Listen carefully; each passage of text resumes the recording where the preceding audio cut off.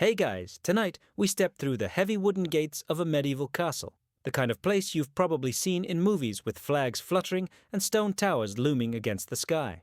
But instead of arriving as a visiting knight or royal guest, you're here as a servant, trudging up the path with a bundle of your meager belongings, hoping for a job that promises safety and food, but really delivers hard labor and misery.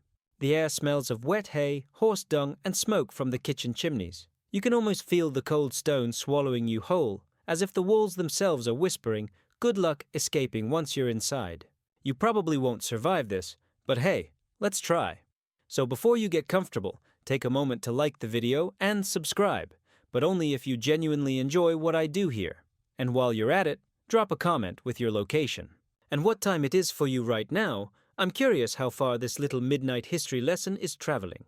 Now, dim the lights, maybe turn on a fan for that soft background hum, and let's ease into tonight's journey together. You shuffle forward with nervous anticipation, eyes darting up at the towering battlements. Guards in chainmail glance your way with suspicion, their hands resting lazily on their spears. They aren't worried about you attacking the castle. You're clearly no threat. What they care about is whether you belong here, whether you've got permission to enter this fortress that doubles as both home and power base for the noble family inside. A steward meets you at the gatehouse, his voice sharp and unimpressed. "Name? Place of origin?" he barks. You stammer a reply, giving your village name, and already you feel the hierarchy settle in like a weight.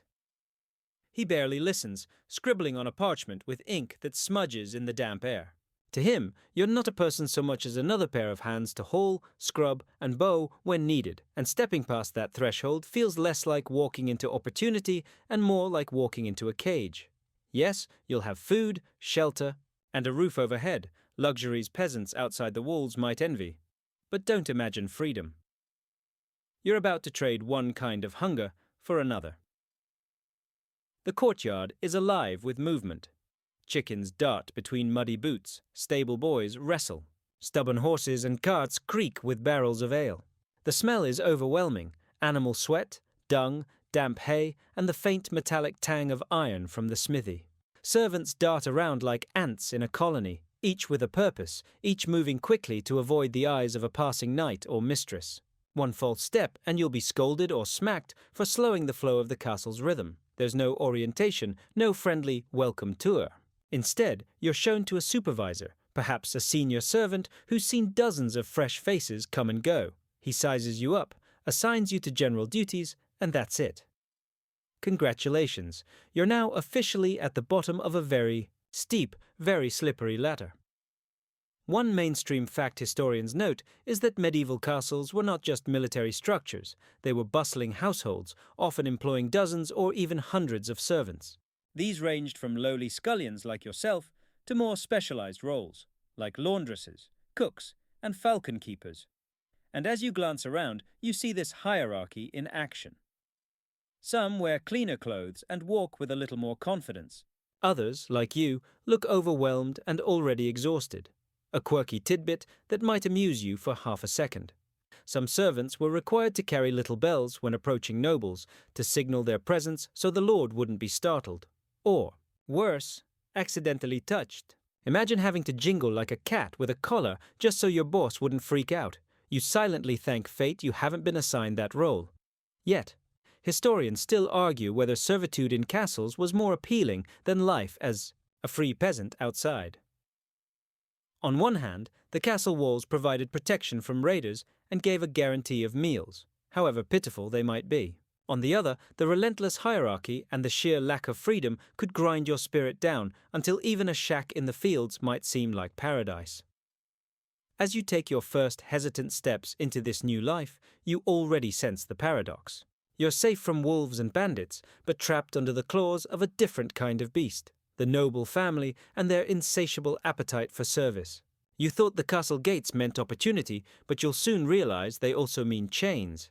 And as night creeps over the battlements, you catch your first glimpse of where you'll be living, the servants' quarters. Spoiler, you won't like it. The servant quarters are tucked away in the least desirable corners of the castle, as far from luxury as possible. You shuffle behind a fellow servant who gestures toward a creaky wooden door. its hinges groaning like they resent the idea of more bodies squeezing inside. When it swings open, the air that hits you is damp, sour, and heavy with the smell of too many people breathing the same air for too long. So much for the fantasy of a cozy chamber with a straw mattress and your own candle. This is more like a livestock pen that happens to house humans. The space is long, narrow, and dark.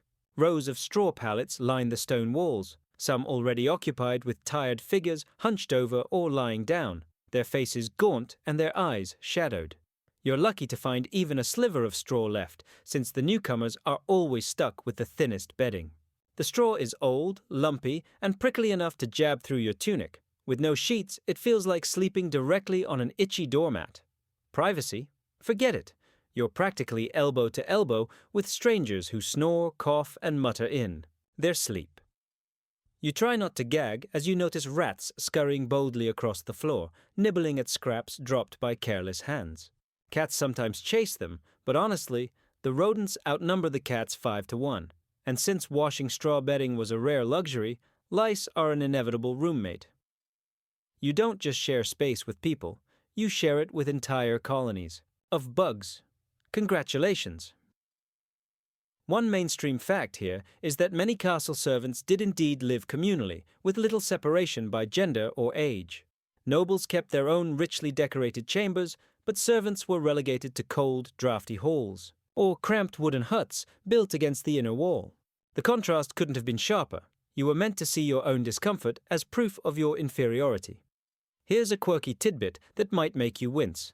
Some castles recycled old grain sacks into servant bedding, even when those sacks had been gnawed by mice. Imagine trying to sleep while the faint smell of moldy wheat seeps into your nose. If you weren't sneezing from dust, you were scratching from straw mites. Sweet dreams indeed. Historians still argue whether castle servants were truly worse off than peasants in huts outside. A peasant family at least had its own space, no matter how shabby, and could close the door on the world. Servants in castles, though, lived in constant surveillance, always under watch, always reminded of their place. Which would you prefer? Privacy in poverty or company in captivity? Not exactly an easy choice. You lie down, listening to the shuffle of feet as others settle in.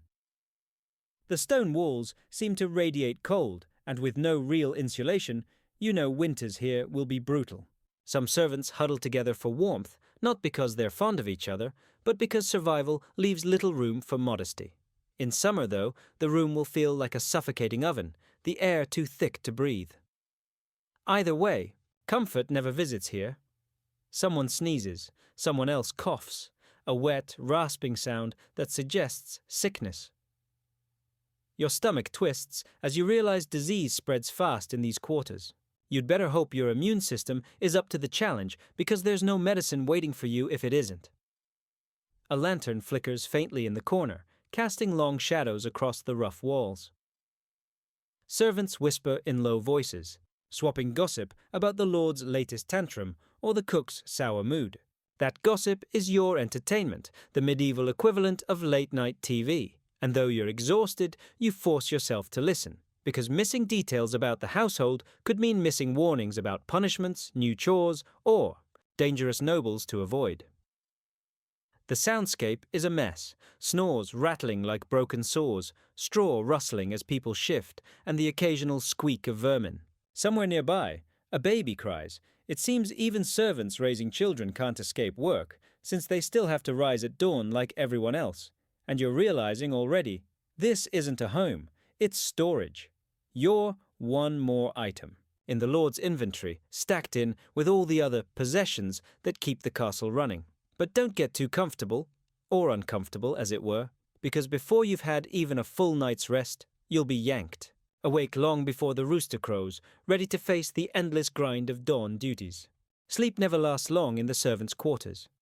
Just when your body has finally adjusted to the lumpy straw and the constant itch of lice, a heavy thud on the door jolts you awake. It's still pitch dark, the kind of darkness that feels thick enough to touch, but the overseer's voice cuts through it like a blade. Up! Water to haul! Fires to light! There's no snooze button here, only the sharp edge of responsibility. You groan, rubbing the grit from your eyes, and shuffle. Upright. The air in the room is icy, your breath fogging in the gloom. In winter, servants sometimes wake with frost on their blankets, or what passes for blankets. Tonight, your only consolation is that you're still alive to feel cold. One by one, bodies stir from the floor, muttering curses under their breath that no one dares say too loudly. Sleep deprivation isn't just common here, it's a way of life. Your first task? Hauling water from the well in the courtyard. And of course, the well is nearly frozen over, because why would the universe make this easy? The wooden buckets are heavy even when empty, and by the time you fill them and stagger back, your arms are shaking, your hands red and raw. You'll repeat this trip a dozen times before the sun even peaks over the horizon. Congratulations! You're now part of the medieval morning workout plan. Spoiler, no six-pack abs, just chronic back pain. One mainstream fact historians point out is that medieval servants typically began their duties hours before the nobility woke. Fires had to be lit in the great hall, water fetched for washing, and bread prepared before dawn. All of this invisible labor ensured that when the lord or lady finally stirred, everything appeared seamless, like magic elves had done the work. Only those elves were exhausted humans like you. Here's a quirky tidbit to lighten the mood. Some servants swore by warming their hands over chamber pots before starting chores. Gross? Absolutely. But when the choice is between numb fingers and a steaming, if smelly, heat source, you'd probably make the same call. Historians still argue whether castle servants developed a sense of loyalty to the household or if their work was purely transactional. Did some of them feel pride lighting the lord's hearth, or was it all just fear of punishment? The truth is likely a messy blend. People are complicated, and even in misery, some found meaning in service. You, however, mostly just want to crawl back under your itchy straw. After the water, you're herded into the kitchens to help knead bread. The dough is cold and sticky, clinging to your fingers like glue. You're working by candlelight, your stomach growling at the smell, but don't think for a moment you'll get the first taste. That bread is destined for noble mouths. Servants are lucky to lick the crumbs from the table later. And then there's fire duty. Lighting a fire in a damp stone castle isn't like striking a match today. It's hours of coaxing embers, blowing, until you're lightheaded and feeding the flames with expensive firewood that you'll be blamed for wasting if it doesn't catch. By the time the hearth roars to life, your face is covered in soot, your hair smells like smoke, and you're sweating despite the frigid air. All of this happens while the nobles above are still snoring in their feather beds. You can picture them, warm under fur blankets, dreaming of hunting or banquets, utterly unaware that half a dozen servants are breaking their backs to make sure their day begins in comfort. It's almost comical if it weren't so unfair. You catch sight of your fellow servants, their faces as weary as your own. Some are veterans of this routine, moving with robotic efficiency, while others, like you, still stumble, spilling water or tripping on uneven stones. Each mistake earns a sharp word, or, if you're unlucky, a cuff to the head from the overseer. No sympathy, no second chances. Just work faster. And so, by the time the first hint of dawn paints the horizon, you're already hours into your day. Your body aches, your stomach growls, and your patience wears thin. But the cruel irony is that this isn't even considered work yet. This is merely preparation, stage setting for the noble's performance of daily life. The rooster crows, finally breaking the darkness, but instead of feeling relieved, you just feel dread, because now the real show begins. Nobles will rise, soon, and you'll have to face them, hungry, demanding, and oblivious to the labor that made their comfort possible. And worst of all, you still haven't eaten. Your stomach growls so loudly, you're half afraid it'll wake the nobles upstairs before their maids even get to them. You've been hauling water, kneading dough, and choking on smoke for hours, but the closest thing to a reward is the faint whiff of roasting oats drifting from the kitchens. Breakfast is coming. But not for you. Up in the Lord's Hall, things look very different. Tables are spread with trenchers of fresh bread, creamy butter, salted pork, honeycomb, and steaming. Jugs of ale. The nobles and high-ranking guests will rise to this abundance, yawning luxuriously while servants hover to refill their cups. Down here, though, you're lucky if you get a heel of bread and some thin porridge. And that's if you didn't spill the water bucket earlier, because punishments often included skipping meals. You line up with the other lowly servants, clutching a chipped wooden bowl. A scullion ladle splashes a spoonful of grey mush into it, more water than oats, and slides a hunk of bread across the counter. It's stale, but edible if you dip it into the porridge long enough. Your drink? A watered-down ale, weak enough that even a child could sip it without toppling over. Fresh milk is reserved for the noble children. One mainstream fact here is that medieval diets were incredibly stratified by class. Nobles enjoyed meat, fish, and imported luxuries like sugar and spices, while servants survived mostly on grains, legumes, and the occasional scraps of meat if they were lucky. Your menu repeats so often it feels like eating the same bad leftovers every single day. Now, for a quirky tidbit, some castles had a tradition of nobles tossing bones from the high table onto the floor, where dogs and sometimes servants scrambled to grab what they could. That means your chances of gnawing on a bit of mutton depend on whether the hound was quicker than you. Dinner as sport. How civilized. Historians still argue whether this sharp divide in diet was intentional cruelty or simply practicality. After all, meat was expensive, and nobles wanted to flaunt their wealth by hoarding it. But some suggest it was also a form of control. Keeping servants underfed ensured they remained too weak and dependent to rebel. As you eat, you glance up at the kitchen hearth, where whole joints of pork and loaves of soft white bread bake for the nobility. Your porridge tastes like dishwater compared to the feast you're forced to prepare but never enjoy. The aroma alone feels like an insult. And even this meal is rushed. You shovel in spoonfuls while standing against the wall, because sitting down would take too long. Conversation is limited to whispers, and laughter is dangerous. One wrong word, and the overseer cuts the meal short for everyone.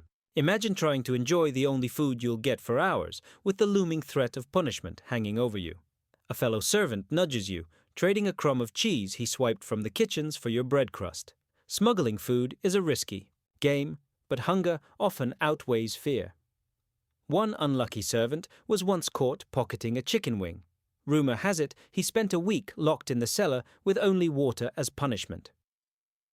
You silently vow never to get caught, though your empty belly keeps whispering otherwise, and just when you think maybe you'll get one more mouthful, the bell rings. The nobles are stirring. That means breakfast for them is about to begin, and your job is to vanish into the background, clearing, serving, fetching, all while your stomach complains loudly enough you're sure they can hear it. The cruel irony? You'll end up carrying trays of roasted meat and golden bread right past your nose, balancing them carefully while praying you don't stumble. The smell clings to your hands, your tunic, even your hair, like a cruel reminder of what you'll never taste. So while nobles wipe their mouths on embroidered napkins and complain about the saltiness of the pork, you'll be scrubbing there. Trenches clean, your belly twisting in envy, and when the last dish is cleared and you hope for leftovers, guess what? The dogs usually beat you to it. Your stomach is still grumbling, but there's no time to think about food anymore. The nobles have eaten, and now the real grind begins. Cleaning. If you thought your life as a castle servant would be about serving banquets and standing proudly in the Great Hall, think again. Most of your hours vanish into scrubbing, sweeping, and carrying filth no one else wants to touch. You are, quite literally, the mop of the Middle Ages. First up, chamber pots. Every noble and guest in the castle has one, and guess whose job it is to collect, empty, and scrub them. That's right, yours. You carry them carefully, because spilling is worse than disgusting. It earns you a punishment and days of mockery. The smell is unbearable, sour and eye-watering, and even when you scrub the pots with sand and water, the stink lingers on your hands long after. Soap is scarce, so the fragrance of your new profession clings to your skin like an unwanted perfume. After that, you're on your knees, scrubbing soot off the fireplaces. Castles may look grand in stories, but they're smoke-filled, drafty, and filthy in reality. Every hearth is black with ash, and nobles demand spotless mantles as though they don't personally sit beside the fires that cause it. You cough as soot swirls into your nose and throat, leaving you hacking like an old man with lung disease. One mainstream fact: castles had surprisingly poor sanitation. Floors were often covered with rushes or straw that trapped food scraps, bones, and all sorts of unmentionable mess. Replacing them meant hauling out armfuls of rotting straw, crawling with insects, then spreading fresh layers. That's your job, too. If you're lucky, you don't gag before you finish. Here's a quirky tidbit. Some castles tossed herbs, like lavender, mint, or marjoram, into the floor rushes to mask the smell. Sounds nice, right? But the herbs rotted right alongside everything else, turning into a pungent soup of mold and decay. So yes, your floor freshener is basically medieval Febreze gone horribly wrong. Historians still argue whether nobles were even aware of how filthy their castles truly were, or whether they simply didn't care because servants cleaned constantly. From your perspective, though, it's obvious. You spend hours hauling filth away, only to watch the nobles spill, spit, and scatter crumbs all over again by evening. You can't help thinking they must know. They just enjoy reminding you that your place is beneath their boots. Cleaning duties aren't limited to indoors. Some days, you're dragging buckets to scrub out the stables, knee-deep in muck. Horses don't care about noble etiquette, and their mess piles up fast. You shovel, sweat, and sigh, the smell soaking into your clothes so thoroughly you'll still stink after 3 washes, if you ever get the luxury of 3 washes. By midday, your back aches from bending, your arms throb from scrubbing, and your fingernails are black with dirt. But there's no time to complain. You're constantly being checked, your work inspected with a glance, and if it isn't perfect, the punishment is swift. Drop a chamber pot. Expect humiliation. Miss a suit. Stain? That's laziness. Nobles believe their dignity rests on spotless halls and shining silver, and if it takes breaking your body to get there, so be it. And the cruel joke? You'll never finish. By the time you clean every pot, hearth, and floor, another set is all ready. Filthy again, your labor is invisible, repetitive, and thankless. The castle shines not because it's grand, but because you spend every waking hour scraping the grime away. You sigh, wiping sweat from your brow with a sleeve already smeared with ash. In the great hall above, nobles are laughing, planning hunts, or listening to minstrels. Down here, you're battling piles of filth, your only audience the rats who scurry around like they own the place, and yet you force yourself to keep scrubbing, because the alternative, punishment or hunger, is even worse. So you push the broom, dump the filth, and try to ignore the blisters forming on your hands. Just as you finally think you're done, a guard kicks over a goblet in the hallway and calls for you to clean it up. You sigh again, because of course, you do. After all, you're not a servant, you're the castle's living trash disposal. Your hands are raw from scrubbing floors, but there's no time to rest. The kitchen's raw to life, and you're dragged straight into the chaos. If the servants' quarters are miserable and the cleaning exhausting, the kitchens are downright dangerous. They're the beating heart of the castle, always hot, smoky, and frantic. And guess who fuels that heart? You, sweating over boiling pots that could swallow you whole if you slip. The space is cavernous, lined with stone ovens, open, hearths and spits big enough to roast entire animals. Fires blaze constantly, filling the room with choking smoke that clings to your throat and eyes. You blink furiously, half blind as you stumble from task to task. The air is so thick with heat and grease, it feels like breathing through soup. If you've ever burned your hand on a stove, imagine working next to 10 stoves on full blast with no safety mitts, no ventilation, and no choice. Your job?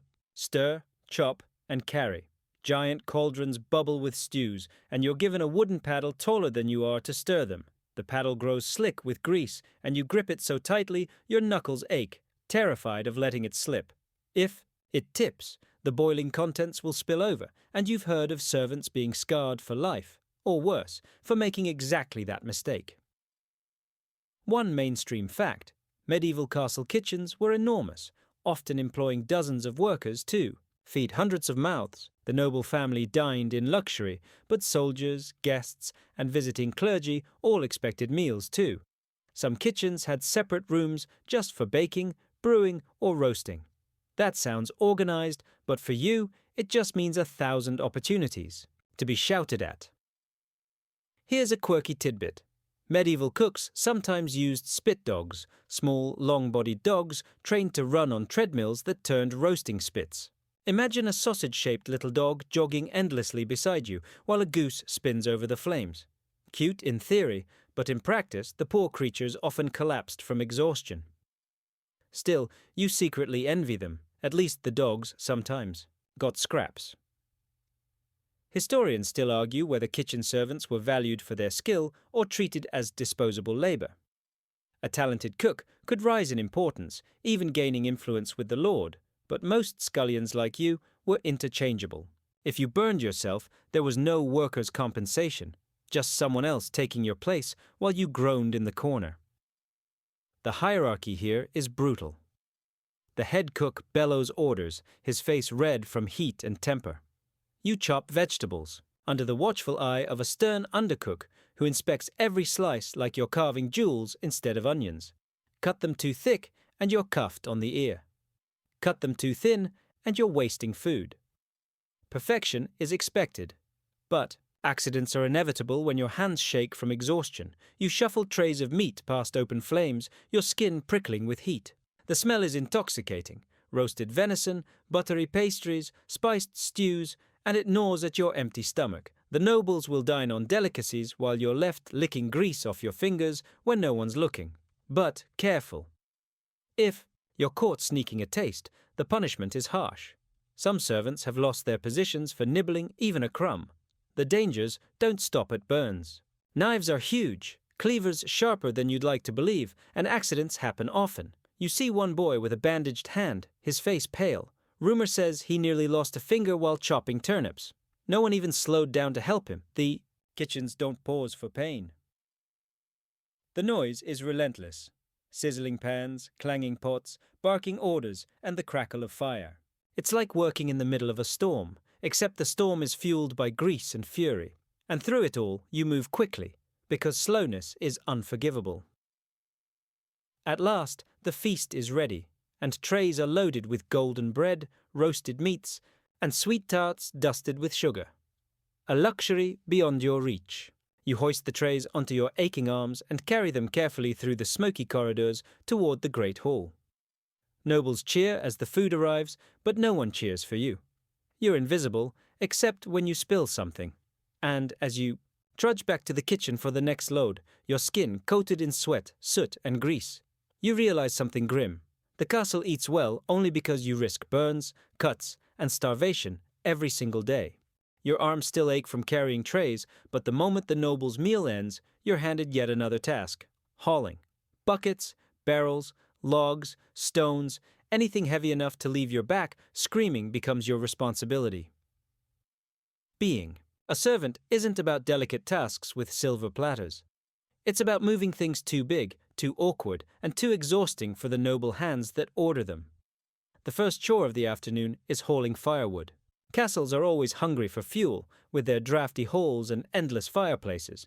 You drag logs through narrow corridors, bumping your shoulders against the rough stone walls. Each piece of wood feels heavier than the last, and by the time you've stacked one load, the steward is already demanding another. Sweat runs down your back, even though the air in the hall is freezing. Next comes water. Again. Wells don't refill themselves, and kitchens, laundries, and bathing rooms devour water faster than you can carry it. You stagger with sloshing. Buckets, arms shaking, droplets splattering down your tunic. When you spill, you're scolded for wasting water. When you're too slow, you're scolded for laziness. Basically, you can't win. One mainstream fact: castles required staggering amounts of manual labor just to function.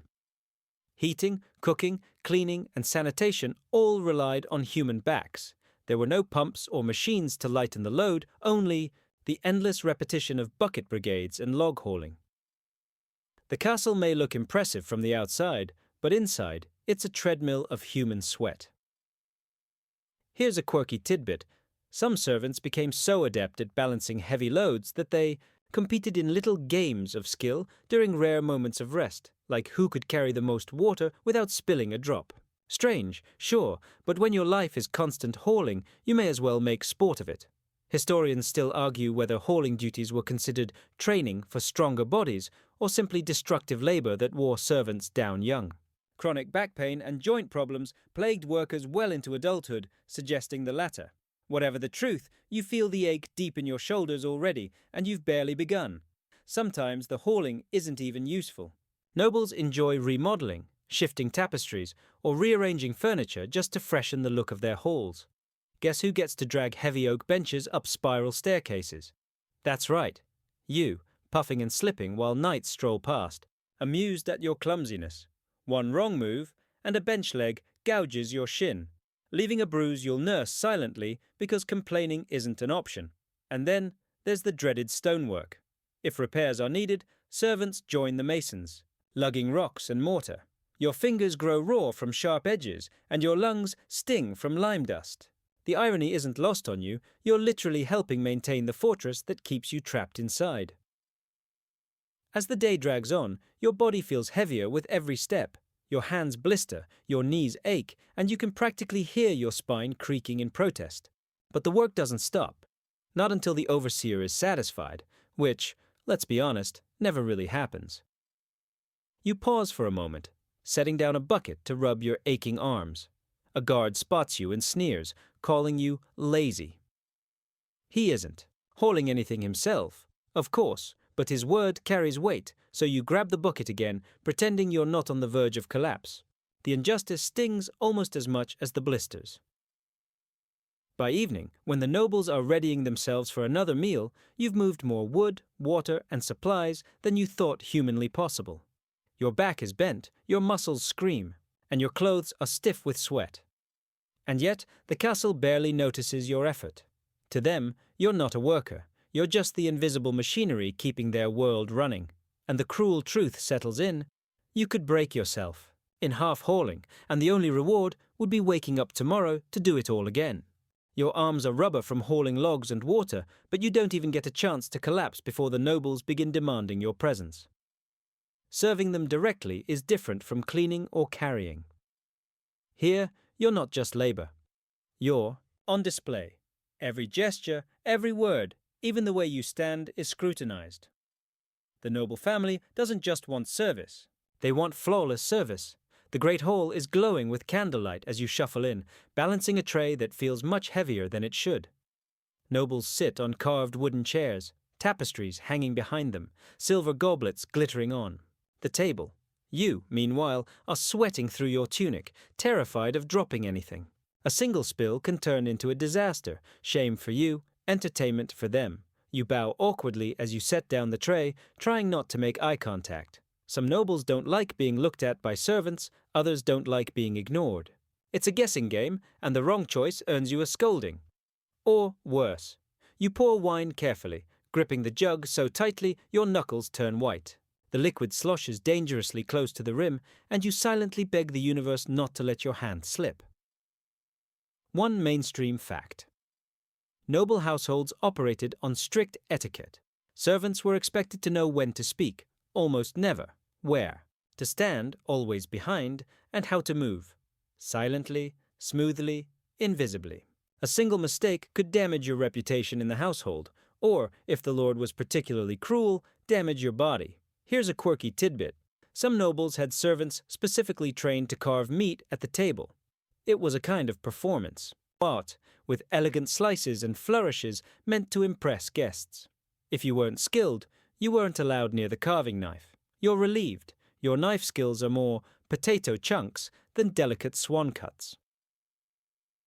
Historians still argue whether servants felt pride in serving at table or if it was just another layer of humiliation. On one hand, you're closer to the nobles, privy to their conversations and feasts. On the other, you're reminded every second of how far beneath them you stand. Tonight, you stand perfectly still, hands clasped, while the noble children bicker over sweetmeats, and the lord demands another jug of wine. You dart off to fetch it, nearly tripping on the uneven flagstones. A knight laughs at your stumble, muttering a cruel joke that makes the others chuckle. You force a smile, better to seem harmless than risk offense. And the demands keep coming. Fetch me my cloak. Hold this candle higher. Bring my falcon its supper. You become a blur of errands, sprinting from kitchen to hall to stables, your energy draining with every step. The nobles don't see you as a person, you're an extension of their will, as replaceable as a spoon. Sometimes the cruelty isn't even intentional. A noble lady waves her hand dismissively, and you realize she's flicked hot candle wax onto your wrist. It burns, but she doesn't notice or care. You bite your lip and keep moving, because drawing attention to your pain would only make you seem weak. By the end of the night, your body is trembling with exhaustion, and you've barely spoken a word. Yet your ears are full of the noble's gossip, alliances, hunts, marriages, and scandals. It's like watching a play you'll never get to join, always stuck behind the curtain, cleaning up after the actors. As the last goblets are cleared and the nobles drift toward their private chambers, you finally breathe out, shoulders sagging. But don't think you're free. The floors still need sweeping, the dishes scrubbing, the fires banking. Serving the nobles never truly ends. It just shifts from one form of exhaustion to another. And tomorrow, you'll do it all again, praying you don't spill a drop, stumble in front of the wrong guest, or say a word out of turn. Because in a castle, the noble family's comfort is sacred, and your misery is simply the price of their luxury. You thought serving the noble family was nerve-wracking, but dealing with the knights and guards is its own brand of misery. These men live for violence, swaggering around in clanking armor, swords at their hips, always eager to remind you of how small and powerless you are. They guard the walls, patrol the grounds, and supposedly keep the peace. But when it comes to servants, they're more likely to stir trouble than stop it. The first time you have to deliver a bucket of ale to the garrison, you learn quickly. The guards lounge by the fire, boots kicked up, greasy meat bones scattered on the table.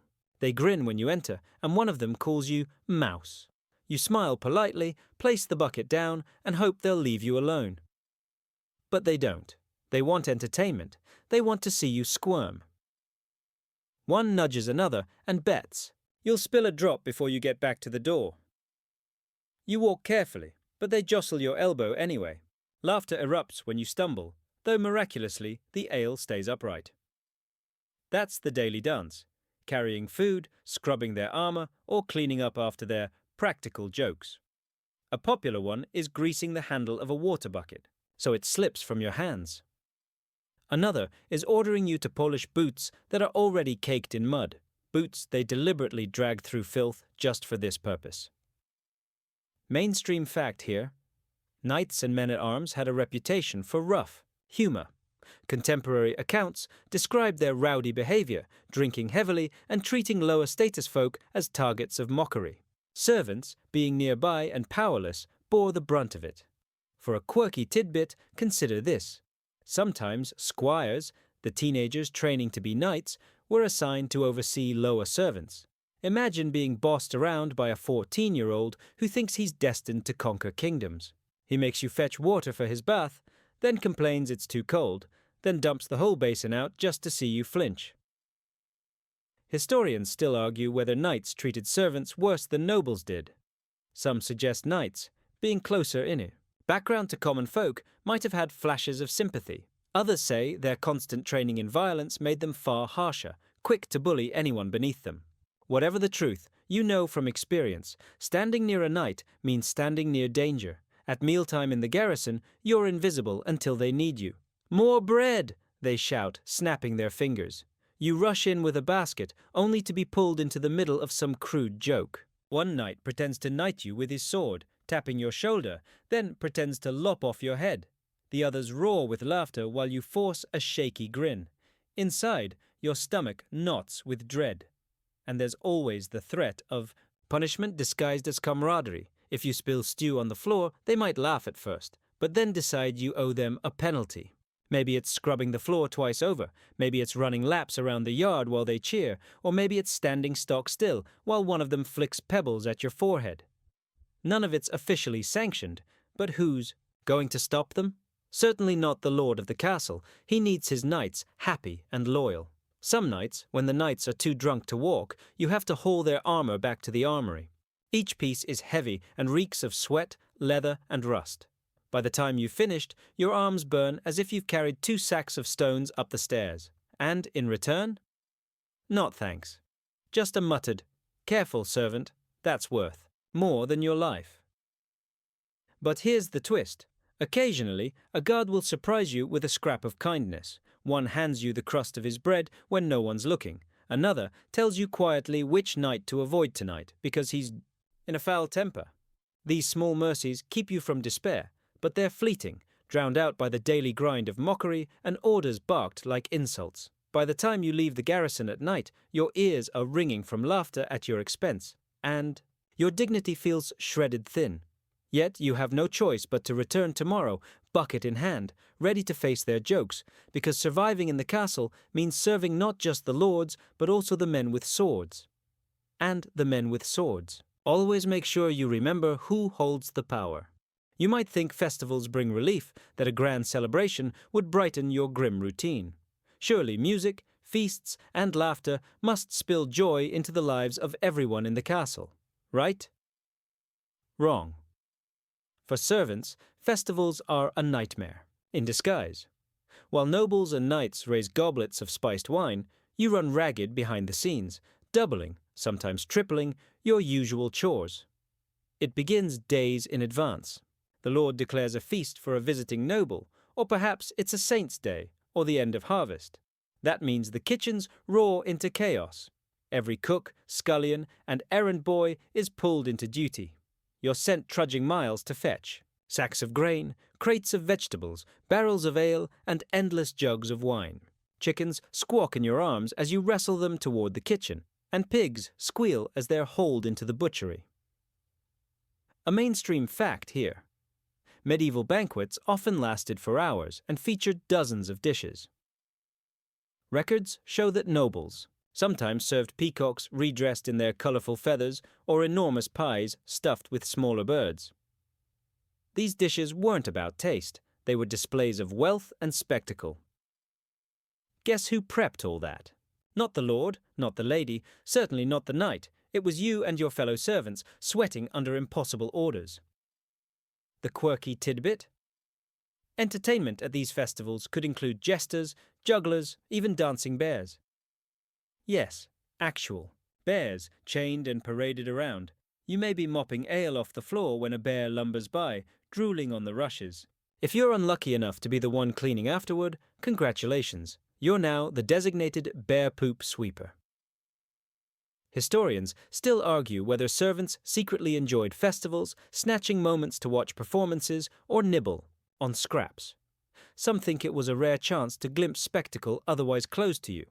Others insist the exhaustion outweighed any fleeting joy. From your aching back and blistered feet, you'd vote for the latter. The night of the festival itself is bedlam. You dart between the kitchen and the hall, arms straining under platters of roasted meat. Nobles demand refills before you've even turned around. The hall rings with music, laughter, and drunken singing. But all you hear is the clatter of plates, the shouting of cooks, and the pounding of your own heartbeat as you rush to avoid mistakes. And mistakes are deadly tonight. Spill wine on a knight's lap, and he might drag you by the ear before the crowd. Drop a platter, and you'll be jeered at as if your clumsiness ruined the feast itself. Sometimes the punishment is public, a cuff across the face, a sharp word. That makes the table laugh at your expense. There's nothing like humiliation in front of 100 roaring guests to make you wish you'd never been born. While the nobles dance, you're sweeping broken cups from the rushes, dodging flailing arms and spilled ale. Someone always gets too drunk and vomits in the corner, and guess who cleans it? Not the minstrels, not the jester. You. By the time the music fades, your hands are raw from scrubbing, and the floor is still sticky with spilled honeyed wine. And just when you think it's over. No, the cleanup drags on until dawn. The fire pits must be cleared, the bones carted away, the trestle tables dragged back into storage. You're running on fumes, wishing desperately for sleep, but tomorrow morning the noble family will expect the castle spotless again, as if the party never happened. You might steal a bite here or there, a shred of venison, a wedge of cheese, maybe even a sugared almond if no one's looking. Those fleeting mouthfuls are the only good part of festival days. They taste like rebellion, like a tiny victory against the endless toil. But they vanish fast, replaced by the bitter truth. Feasts don't mean fun when you're the one serving. By the time the nobles collapse into bed, bellies stuffed and cheeks flushed, you're still awake, still working, still wondering why every celebration feels like punishment. The truth? Because for servants, joy is never on the menu. If the festivals left you staggering, the seasons themselves finish the job. Castles might look sturdy from the outside, thick stone walls, towering battlements, but inside they are less cozy home and more oversized refrigerator in winter, suffocating furnace in summer. As a servant, you're on the front line of both extremes. When winter settles in, cold creeps through every crack and corner. Stone doesn't just hold the chill, it radiates it. You sleep in the servants' quarters where the wind whistles, through gaps in the shutters, and the rushes on the floor feel as icy as snow.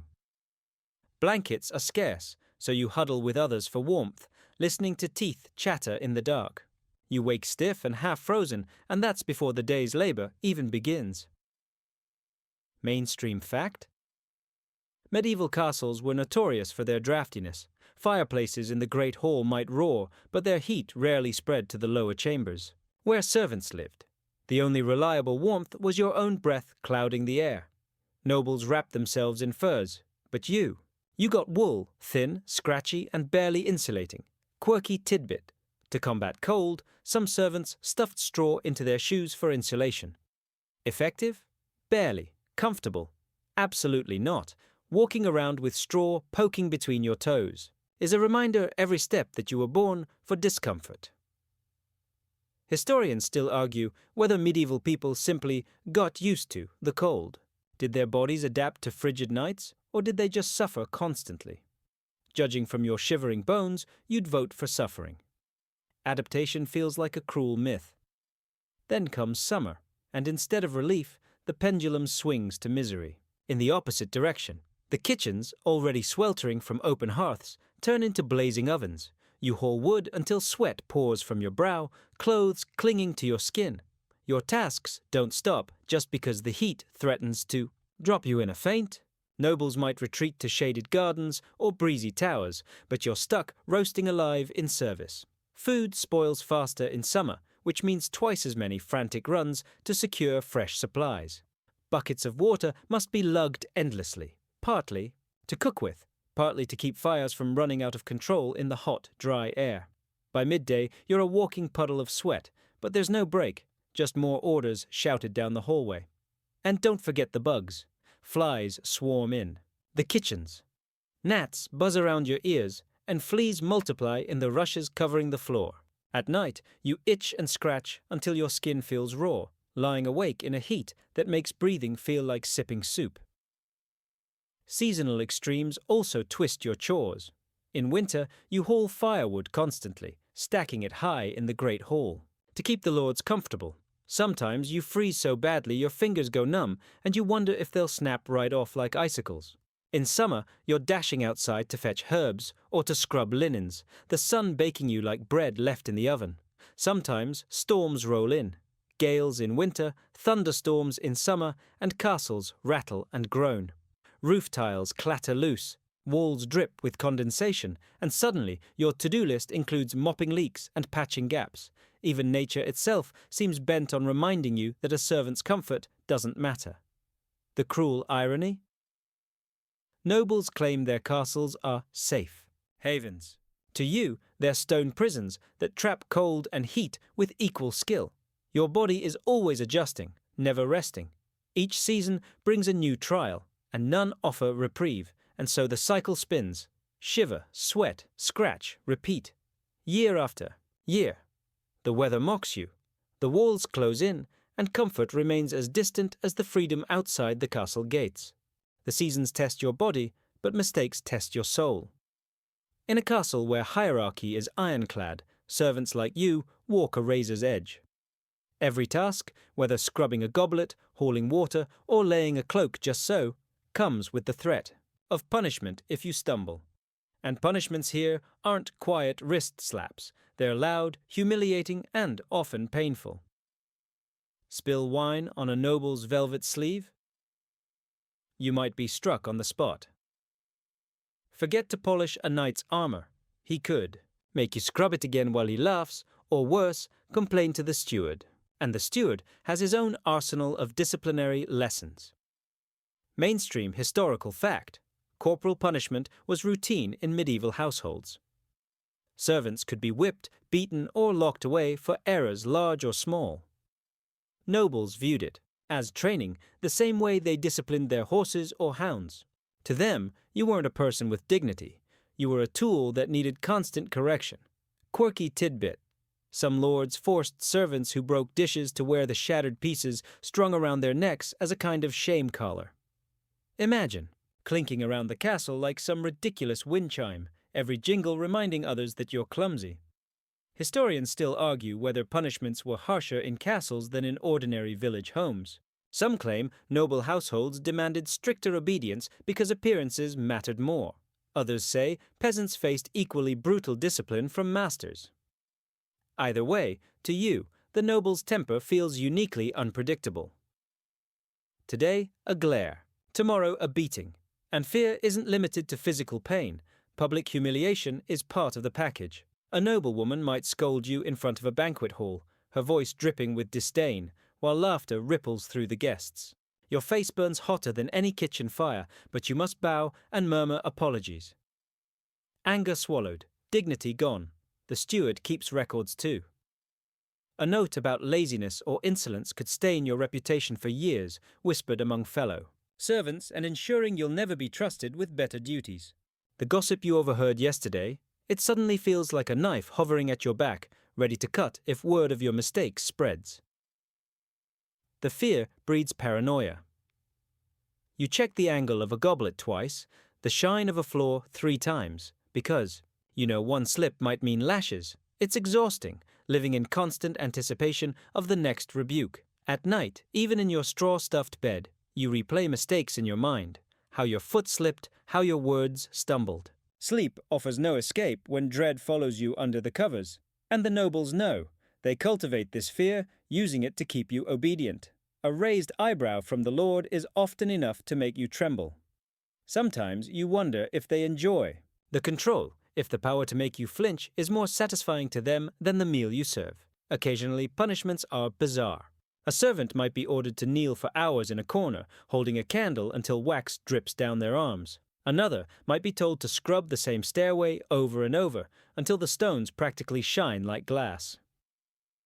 These aren't corrections. They're reminders. Reminders of who holds the whip and who suffers beneath it. The cruelty doesn't always come from nobles. Senior servants, eager to guard their own slim status, enforce discipline on juniors. The cook might hurl a ladle at your head, the head groom might shove you into the muck, and the chamberlain might dock your rations. The hierarchy trickles, down like icy water, soaking everyone beneath. The truth is, mistakes are inevitable. You're human, tired, distracted, hungry. And yet in the castle, humanity isn't an excuse. It's a liability. So you keep your head down, your hands steady, and your mouth shut, praying that tonight, at least, punishment will fall on someone else. When you aren't worrying about punishments from above, you're tangled in the politics swirling below. Servants may all share the same lowly status, but that doesn't mean they're allies. In fact, the gossip and whispering among them sometimes sting worse than a noble's scorn. The quarters buzz with chatter. Who got caught napping by the kitchens, who received extra bread, who might be favored by the steward. Every small detail becomes fodder for the rumor mill. And you, weary and craving a sliver of peace, can't escape it. The walls are thin, the corridors narrower, and every word seems to echo. Mainstream historical fact. Castles were filled not just with noble families, but with dozens, sometimes hundreds, of servants, cooks, scullions, laundresses, grooms, messengers. With so many cramped together, gossip spread as swiftly as fire through dry thatch. It served as entertainment in an age before books or tavern songs were within reach. Quirky tidbit. Some castles had official watchers among servants, informal. Spies who reported back to stewards about laziness or disloyalty. If you ever wondered why your careless sigh in the corridor seemed to earn a glare from the master the next day, now you know. Historians still argue whether gossip among servants helped them survive or tore them apart. Some believe whisper networks created solidarity, sharing warnings about cruel nobles or unsafe duties. Others think gossip bred paranoia and rivalry, ensuring no one could fully trust their peers. Either way, in your world, it feels like a knife held behind every smile. A friendly chambermaid may chat with you while mending linens, only to share later that you've been slow at your work. A stable boy might laugh with you in the yard, then exaggerate your mistakes to make himself look sharper in the steward's eyes. Alliances form and crumble in days, as fragile as frost on a window pane. Yet gossip isn't always about work, love affairs, whispered scandals, or noble secrets overheard. Through keyholes provide endless fuel. Did the lady of the castle look too long at the visiting knight? Did the cook sneak an extra pheasant into her pantry? Servants talk, because talking is one of the few powers they have. The problem is that words travel upward. A story, twisted, once or twice becomes a dangerous rumor. Maybe someone hints that you grumbled about your lord's temper. Suddenly, you're hauled before the steward, accused of insolence. You try to defend yourself, but who will believe a servant over the combined murmur of 3 others? You start to measure your words carefully, watching your tongue even among those who seem friendly. You laugh when expected, nod at the right times, and contribute only harmless tidbits, how much hay the horses eat, or whether the weather will bring rain. Real feelings? Never safe to share, and yet you can't deny the guilty pull of gossip. After hours of mindless scrubbing, listening to tales of secret love letters or stolen wine barrels adds spice to your grey routine. You lean closer when voices drop, your heart quickening at the forbidden thrill. You know it's dangerous, but like moths to a flame, servants can't help themselves. The cruelest part is when gossip touches on dreams. Someone might whisper about a servant who ran away, who found freedom in a town far beyond these walls. But then another chimes in. No, he was caught and hanged. Which is true, nobody knows, but the uncertainty sinks into your chest, making escape feel both tempting and terrifying. The castle may be stone and mortar, but gossip is its invisible mortar, binding fear and hope together. It keeps you awake at night, wondering who's whispering about you at this very moment, whose smirk hides betrayal. And as you lay your head down, you realize the walls are not your prison. The words are. When sickness slithers through the castle, there's no outrunning it. You wake one morning with a scratch in your throat, and by sundown, half the servants' quarters are coughing in rhythm like some miserable choir. In these damp, drafty halls, illness isn't an occasional guest, it's a permanent resident. Mainstream historical fact: most medieval castles had terrible sanitation. Waste disposal was crude at best, with garderobes, toilets, emptying into cesspits or straight into the moat. Combine that with packed quarters and scarce bathing, and disease spread easily. Smallpox, dysentery, and influenza were regular visitors, not to mention the occasional sweep of the plague. Quirky tidbit. One remedy for fever involved tying a live chicken to the patient's body, supposedly to draw out the sickness. Imagine being weak with chills while someone straps a squawking hen to your chest. Suddenly, you're less worried about your fever and more about peck marks. Historians still argue whether nobles truly received better medical care than their servants. Some say the wealthy had access to learned physicians and imported herbs. Others note that many of those physicians prescribed equally bizarre treatments, like bleeding or consuming ground-up emeralds, which weren't exactly effective. Either way, as a servant, you're stuck with whatever the castle's makeshift. Healer can improvise. You watch your fellow workers fall one by one. A laundress shivers beside her pile of damp clothes, her hands still red from scrubbing. A stable boy collapses while leading a horse, his body thin as straw. And you keep working, because stopping isn't an option. Nobles don't pause their banquets just because the servants are hacking up phlegm. Bathing, the one thing that might help, is rare. Maybe once or twice a year. If the steward allows, you climb into a wooden tub filled with lukewarm water that 3 others have already used. By then, the water is more soup than bath, floating with hair and grime. You tell yourself it's cleansing, but you step out feeling dirtier. Herbal remedies become the small hope of the desperate. A sprig of rosemary tied to your belt, a pouch of sage tucked under your pillow. The cook whispers that garlic drives away bad humors, so you chew on cloves until your breath could fell a night. Whether they help or not is anyone's guess, but superstition is sometimes the only medicine you can afford. And yet, amidst the sickness, you can't help noticing nobles are quick to point fingers. The servants brought it in, they mutter, as though the coughing chambermaid is more dangerous than the rats running freely through the kitchens. You bear not only the illness, but the blame for spreading it. Your body aches as you carry trays. Your head swims with fever, but you still bow when ordered. The cruel truth is that rest is a luxury reserved for the highborn. If you collapse, you risk being tossed aside like broken furniture. If you keep going, you spread the sickness further. Either way, you lose. The castle walls, which seem so protective against raiders and armies, become your cage when disease arrives. You can't leave, can't escape, can't even find fresh air without stepping into another coughing cluster. Each night, the quarters sound like a battlefield of wheezing lungs. And when someone doesn't wake up in the morning, their absence is quickly filled by new hands, ready to fall sick in their turn. The worst part? You begin to fear not the illness itself, but the silence after it. Because when the coughing finally dies down, you're left with the haunting knowledge that it will return. It always does. Every so often, though, a sliver of brightness cuts through the gloom of servitude. These moments are rare, like crumbs fallen from the high table, but they matter enough to keep you moving. One mainstream historical fact. Nobles didn't eat everything at their grand feasts, and servants often received the leftovers. What was scraps to a lord might be the best meat you'd taste all year. A gnawed roast bone, half a loaf of fine white bread, a strip of venison still slick with fat. Those were treasures. You'd wolf them down behind the kitchen door, half afraid someone might snatch them back. Quirky tidbit: there are accounts of servants secretly sipping spiced wine meant for nobles. It wasn't just about the drink, it was about tasting a world you weren't supposed to belong to. One sip could make you feel, just for a moment, like you weren't a shadow scurrying in the background.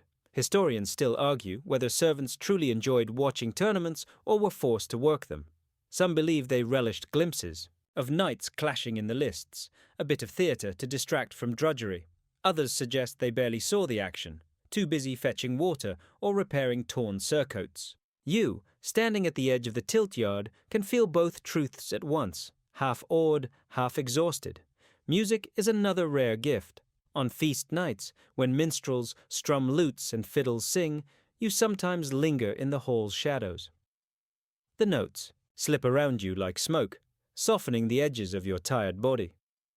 You can't dance, not openly, but your feet tap quietly in time. For a heartbeat, you're more than a servant.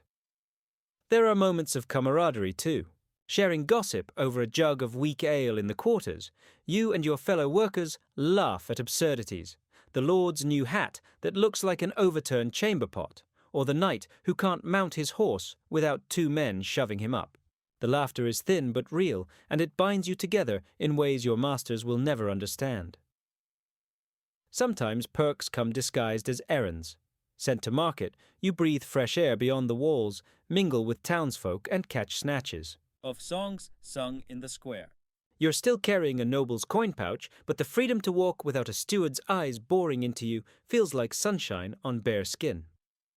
There are also scraps of beauty inside the castle itself, when the chapel fills with candlelight, or frost paints the window with delicate lace. You pause despite yourself. For a second, the misery fades, and you marvel that even in this life, moments of wonder still bloom. You learn to cling to these morsels. A kind word from an older servant, a wink from the baker slipping you an extra roll, the thrill of glimpsing a joust lance splintering in mid-air. Each small joy is a thread in a fraying rope, keeping you from slipping into despair. Of course, they don't erase the exhaustion or the pain. They're fleeting, fragile, easily crushed by the next order barked in your ear. But they remind you that even in a castle that grinds you down daily, you're still human, capable of laughter, awe, and the faintest taste of happiness. And maybe, that's the most important perk of all, the reminder that you aren't just a tool or a pair of hands. You're alive, stubbornly clinging to little sparks of joy in a world determined to snuff them out.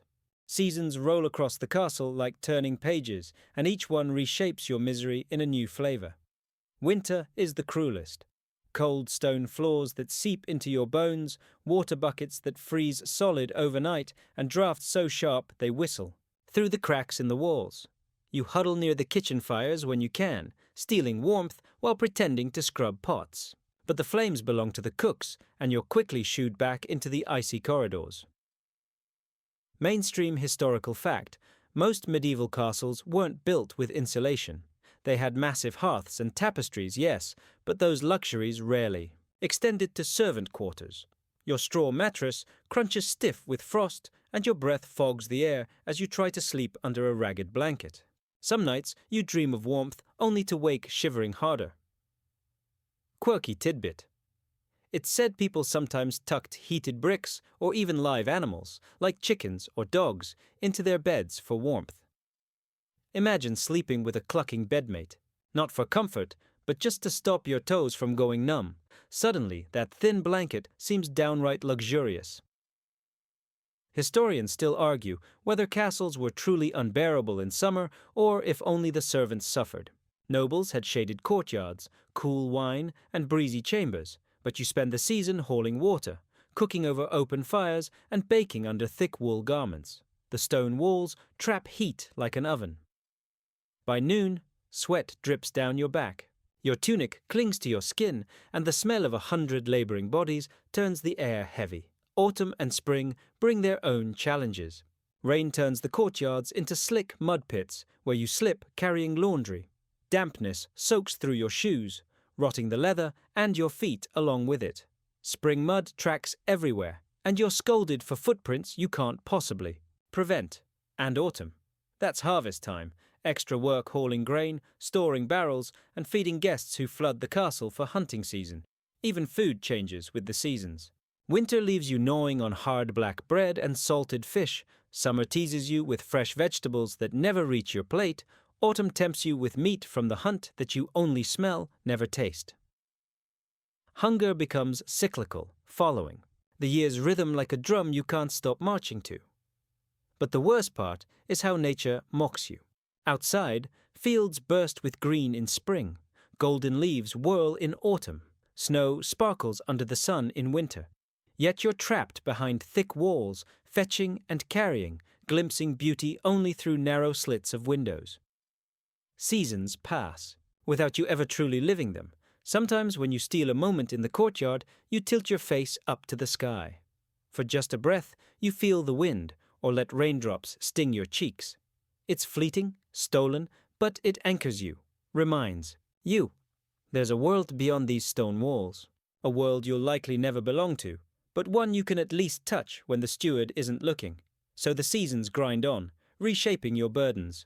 Cold to heat, mud to dust, harvest to hunger. And through it all, you trudge forward, year after year, your life marked not by triumphs or joys, but by the endless cycle of labor under sky and stone. Time is slippery inside a castle. The days blend together until you hardly know where one season ends and the next begins. For servants, the endless grind of years isn't just a phrase, it's reality carved into your bones. You start, young, maybe as a boy or girl, barely old enough to carry a bucket. And before you know it, decades have passed, and your knees ache when you climb the stairs, your back stiffens every time you bend to scrub. Mainstream. Fact. Records suggest castle. Servants often began in their early teens and stayed in service well into old age unless they married or escaped into another trade. Life expectancy hovered around the 30s or 40s, though not because people dropped dead at 40. It's just that disease, accident, and malnutrition cut so many lives short. If you were lucky enough to live longer, you'd likely remain in servitude until you could no longer lift a broom. Quirky tidbit. Some castles marked time not with clocks, but with bells, drums, or even the daily call of the cook summoning helpers. Servants grew used to this rhythm, their lives dictated by sounds that weren't their own. Imagine your entire life ticking by to someone else's bell, like living permanently inside a giant alarm clock that never shuts off. Historians, still, argue whether such monotony crushed spirits completely or created resilience. Was life bleak drudgery, or did people find meaning in routine, friendships, and religion? Some accounts hint that servants sang work songs, swapped jokes, and even invented little rituals, like tossing a crumb of bread into the fire for luck. Small. Rebellions against the grind. Still, the years were heavy. You might notice your hands becoming rougher, your skin lined from endless smoke and sun.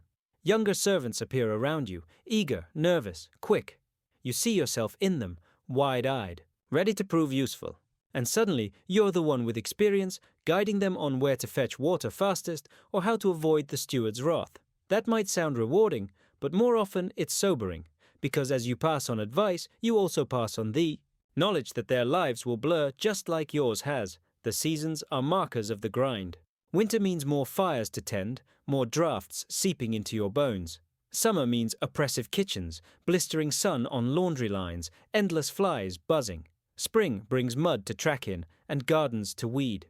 Autumn means harvest, the busiest time of all. Hauling, threshing, preserving food for nobles while you pray a little is left for you. Nothing changes, really. The cycle repeats, dragging you with it. And yet, there are moments of startling awareness. A feast day, when you glimpse the nobles dancing in bright silks, reminds you how far from their world you remain. A funeral, when you carry torches behind a noble coffin, reminds you that death is the great equalizer, though you know their grave will be lined with stone and yours with dirt. Occasionally, you hear whispers of change outside the castle walls. A rebellion brewing, a new lord taking power, maybe rumors of plague creeping closer.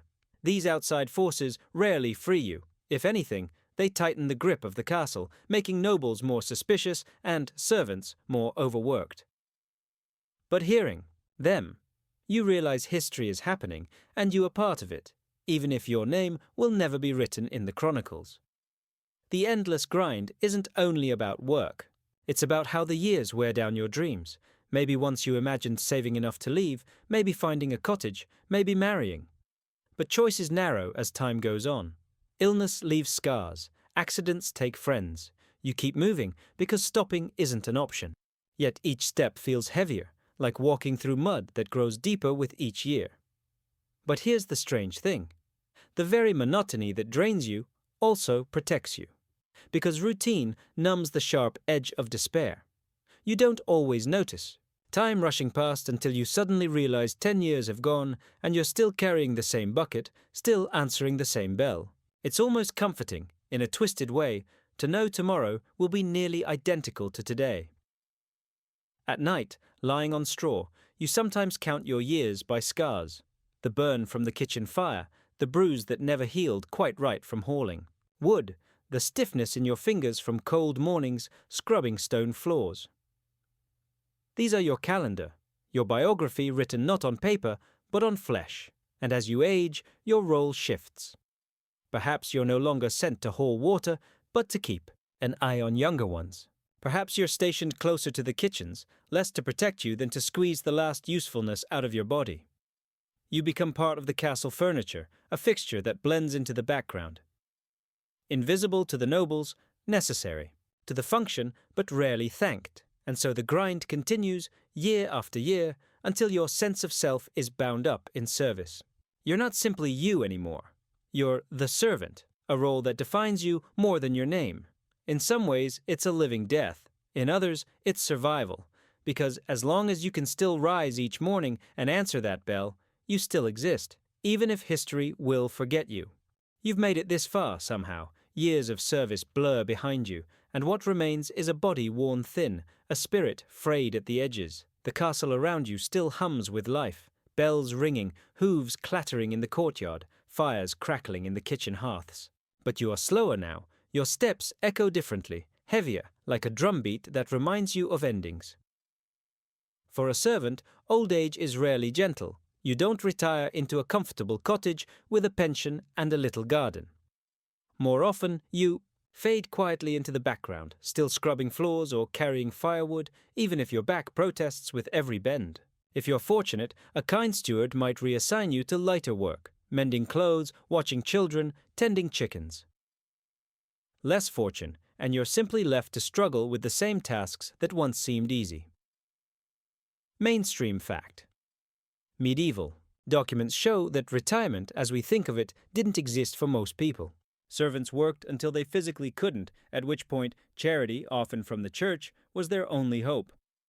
Some castles did provide scraps of care, a corner by the kitchen fire, or leftovers from noble tables. But this generosity was never guaranteed. Quirky tidbit. In some places, elderly servants earned odd nicknames.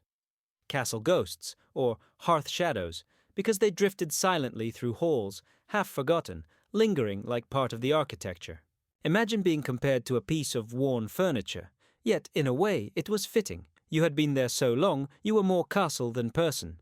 Historians still argue whether these twilight years were truly miserable or unexpectedly peaceful. Did some elderly servants find solace in religion, believing their suffering was a test before paradise? Or did they resent every noble laugh that rang out while they coughed alone in the servants' quarters? The records are thin, leaving only fragments of voices, but those fragments whisper of both resignation and quiet endurance. The days become harder to mark, winter nights cut to the bone, and your straw mattress feels thinner than ever.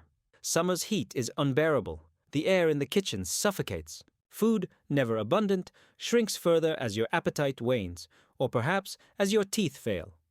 Soup becomes your diet if you're lucky, a crust of bread dipped in ale if you're not. Still, there are flickers of tenderness. A younger servant helps you lift a bucket. Someone sneaks you a little extra from the pot, pity softening their heart. And sometimes, surprisingly, even a noble might notice you, patting your shoulder, murmuring, "You've served well." Words cost them nothing, but to you, after decades of invisibility, they feel like gold. But most often, you are simply overlooked. Nobles plan hunts, feasts, marriages. Younger servants gossip and race about their duties. And you, slower, quieter, become invisible even to them. You wonder if you will simply fade away one day, your straw pallet cold, and the castle will go on as if nothing happened, because it will. Life here never pauses. One servant gone is simply a space for another to fill. At night, lying awake, you count memories instead of years. The friends you've lost, one to fever, one to a fall from scaffolding, another who disappeared after stealing bread. The faces blur, but the feelings remain. You remember laughter in the laundry yard, songs in the kitchen, whispered secrets in the corridors. Those were yours, even if history forgets. You also think of the castle itself, this great stone beast that has devoured your life. You know its cracks, its drafts, the squeak of its doors, the smell of its damp walls. It has been your cage and your shelter, your tormentor and your home. You've hated it and loved it, sometimes in the same breath. And you wonder, when you're gone, will it remember you? Of course not, but the thought lingers, like a shadow. Perhaps the hardest part of aging here is watching others carry on as you once did. Seeing a young boy stagger with a pail of water, knowing the ache that will soon settle in his shoulders. Watching a girl scrub floors until her knuckles redden, knowing she'll dream of escape until the years wear her down. You want to tell them. It never gets easier. But perhaps you also want to tell them you can survive it. Because you did. The castle teaches endurance more than anything else. Day after day, you endured. And maybe that's what gives meaning to the grind, that you persisted where many could not. And so, as your breath grows shorter, your steps slower, you realize your story is ending not with a grand finale, but with a quiet fading. No bard will sing of you. No chronicle will record your name. But your hands built this place in ways unseen. You carried its water, stoked its fires, cleaned its filth. Without you and those like you, no feast would have been held, no noble warmed, no child raised. The castle's greatness was built on your back. That thought, small as it is, becomes your comfort. History may not remember you, but the stones of the castle do. Every groove in the floor, every polished stair, every hearth lit against the cold, bears the imprint of your labor. You are invisible, but you are everywhere. And one evening, when your breath finally gives out, the castle doesn't notice. The bells ring as always, the nobles feast, the servants rush about. Your straw pallet is quickly filled by another body, your duties passed on without pause. Life in the castle never stops. But somewhere, in the silence between bells, perhaps, a whisper of you lingers, carried in the draughty halls like a ghost of work done, a shadow of service that never quite fades.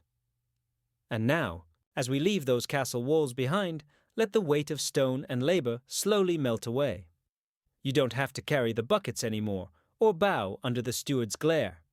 You can set them down, stretch your tired shoulders, and feel the air. Lighten as though the castle gates are swinging open. Breathe deeply. Imagine the cool night air, soft and calm, brushing against your face after a long day. The torches sputter low, the kitchens fall silent, and even the sternest nights drift to sleep. The clamor of the castle fades into nothing but the faint rustle of leaves outside the walls. Let your thoughts slow the way footsteps do after a weary climb.